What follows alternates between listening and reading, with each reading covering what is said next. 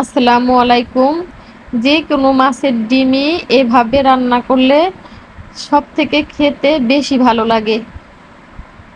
আর আমার এই মাছের ডিমটা রান্না করতে প্রথমে লাগছে একদম ফ্রেশ মাছের ডিম, আর হচ্ছে হলুদ গুঁড়া, লাল মরিচের গুঁড়া আর স্বাদ মতো লবণ।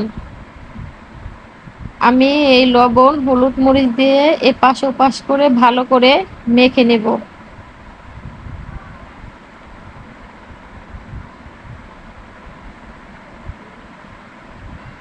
এবার মেখে গরম তেলে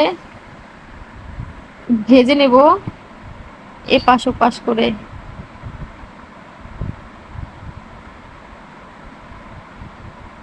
আমি এখন এক পাশটা হয়ে গেলে অন্য পাশটাও একটু উল্টাবো। এবার ভালো করে ওই পাশটাকেও ভেজে নেব। এই পর্যায়ে কিন্তু খুব একদম ছিটা ছিটা আসছে, মানে উঠাতেই মানে ভয় লাগছিল আমার। আমি খুব করে উঠাইছি। এরপর হচ্ছে মাছের ডিমটা উঠানোর পরে আমি এই গরম তেলে হয়েছে পেঁয়াজ কুচি দিয়ে দিছি।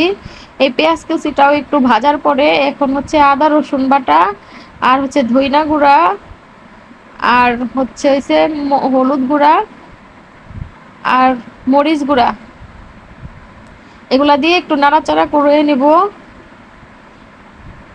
এরপর হচ্ছে এখানে আমি একটু পানি দিব। এই পানিটা দিয়ে ফুটে আসবে যখন, তখন হচ্ছে ডিম দিয়ে দিলাম। এই ডিমটা হচ্ছে দিয়ে আবার আমি ঢেকে কাঁচামরিচ দিয়ে ঢেকে হচ্ছে পানিটা শুকাবে, তেল উপর দিকে আসবে, এই পর্যন্ত এভাবে রান্না করব।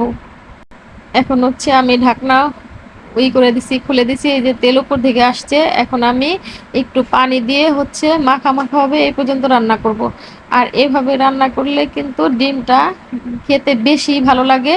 আর এই ডিমটা হচ্ছে গরম ভাত অথবা হচ্ছে পোলাও ফ্রাইড রাইসে কিন্তু খাওয়া যাবে, অনেক ভালো লাগবে খেতে। যারা তখন দেখলেন সবাইকে ধন্যবাদ। আল্লাহ হাফেজ।